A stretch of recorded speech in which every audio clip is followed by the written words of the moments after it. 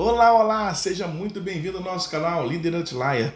E eu quero te fazer uma pergunta hoje. Você é uma pessoa que se compara com as outras? Ou você conhece alguém que se compara? É sobre esse assunto que nós vamos falar hoje em relação à sua liderança.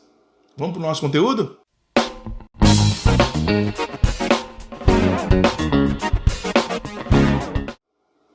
Muito bem. Eu quero dizer para você o seguinte. Desde pequeno, você sabia que nós já temos um hábito de fazermos comparações? Sim, nós temos o hábito de fazermos comparações. É algo impressionante. Como a gente, desde a nossa infância, nós comparamos. A gente compara a altura, a gente compara o brinquedo, nós comparamos os resultados das notas na escola. Então veja que isso é algo que começa desde a infância, a comparação. E querendo você ou não, eu e você já passamos por situações dessa maneira. Então eu quero que você não se engane. A vida, ela nos propõe algumas comparações. O que nós temos que aprender hoje em relação à nossa liderança é que hoje muitas pessoas se comparam, né, pessoalmente, né, com o corpo, muitas pessoas se comparam com com seu físico, não é verdade? O cabelo, os olhos, a barba, seja o que for, mas muitas pessoas se comparam, né?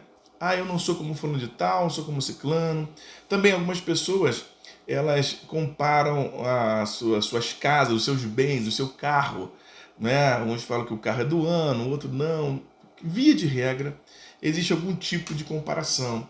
O emprego que você trabalha, não é? A produtividade que você efetiva. Às vezes há uma competitividade dentro da empresa que forja você também ter que comparar, né, resultados. Então veja bem, a vida vai proporcionando isso. Às vezes você pode comparar uma família com outra família. Quem sabe você compara a sua própria família com outra família, né? Existe inclusive um,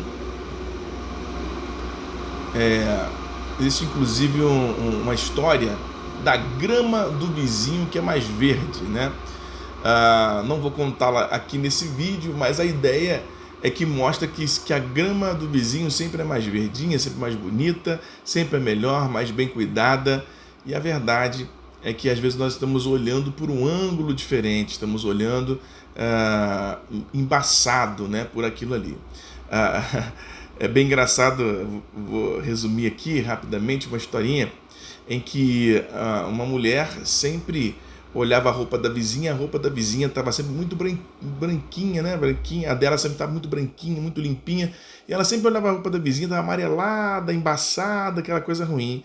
Ela sempre olhava da janela dela e via aquelas roupas lá. Assim incomodou tanto, a incomodou tanto, que ela pegou e foi lá. Quando ela chegou lá para falar com a vizinha, como ensinar para ela poder alvejar as suas roupas brancas para ficarem bem branquinhas, ela chegou lá, a roupa estava branquinha, limpinha, limpinha. Então ela voltou para casa antes mesmo de falar. E sabe o que aconteceu? Ela descobriu que era o seu vidro que estava sujo, que estava embaçado, amarelado, que fazia o tom das roupas brancas ficarem amareladas. Às vezes nós estamos assim com o nosso olhar dessa maneira, olhando para os outros, olhando para as pessoas na nossa frente, ao redor, embaixo, seja hierarquicamente falando, mas às vezes estamos olhando para as pessoas com um olhar embaçado, não estamos enxergando realmente quem as pessoas são. E aí eu quero que você compreenda, existe um grande problema no meio da liderança, que às vezes a liderança se compara demais, principalmente quando há outros ministérios. Compara-se um ministério com outro, tal. Esse nível de comparação é muito prejudicial, porque ele implica em um momento de competitividade, sabe? Assim como acontece no trabalho, até acontece uma motivação, mas essa motivação não é tão duradoura, porque você está competindo com alguém, comparando os seus resultados com o de alguém.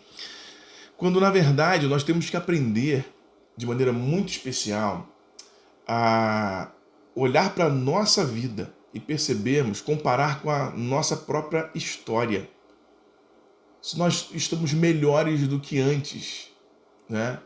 E não ficar olhando para o lado, né? Muitos forjam a sua vida em ficar olhando para as outras e se comparando, e acaba querendo às vezes fazer até o que outros fazem sem aquilo ser uma realidade para si mesmo.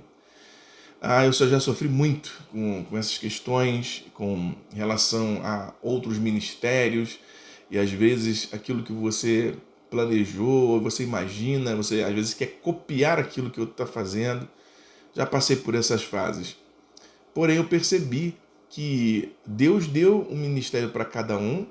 Agora, você pode se inspirar em outras pessoas? Claro que sim. A gente deve se inspirar em outros ministérios, outros pastores, outros líderes que sejam inspiração, onde nós aprendemos coisas importantes que vão fazer sentido para a nossa vida, mas dentro da nossa linguagem, dentro da nossa realidade, dentro da nossa vivência diária. Então é muito importante eu e você nós estarmos atentos a esse tipo de cilada, né? Que às vezes nós caímos, essa cilada da comparação. Eu quero dizer para você o seguinte: a Bíblia nos mostra que nós temos que renovar a nossa mente. A Bíblia em Romanos 12, versículos 1 e 2 diz o seguinte: rogo-vos, pois, irmãos, pelas misericórdias de Deus, que apresenteis o vosso corpo como sacrifício vivo, santo e separado para Deus, que é o vosso culto racional, né? E não vos conformeis com este século, mas transformai-vos pela renovação do vosso entendimento, para que experimenteis qual seja a boa, perfeita e agradável vontade de Deus. Então, olha só o que a Bíblia diz para mim e para você.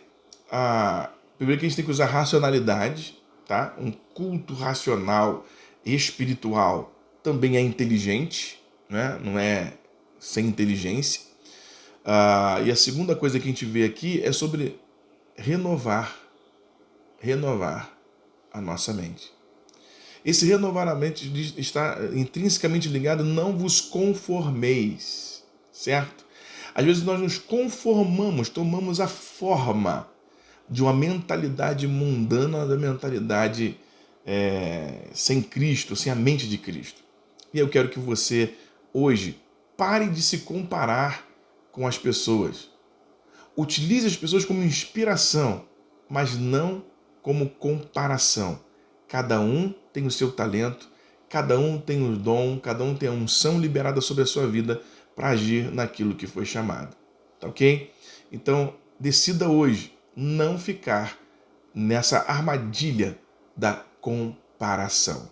Que você possa comparar você mesma ou você mesmo quanto você era melhor antes e agora que você é melhor depois. O quanto você era melhor antes e o quanto você agora pode melhorar depois de se autoavaliar. É assim que a gente vai avançando, crescendo, percebendo o nosso ministério, o que nós podemos melhorar, o que nós podemos avançar diante de uma análise pessoal, de uma análise ministerial, de uma análise com a liderança. Então pegue, nós estamos chegando no final do ano, estamos em novembro, faça uma reunião com a sua equipe e reúna-os e veja quais foram os pontos fortes e os pontos negativos, os pontos que precisam dos pontos de melhoria.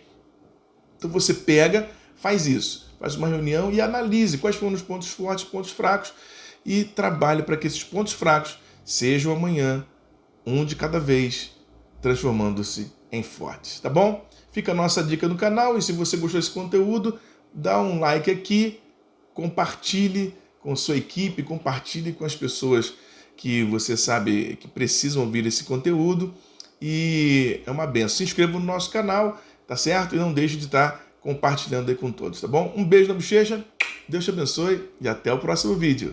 Tchau, tchau!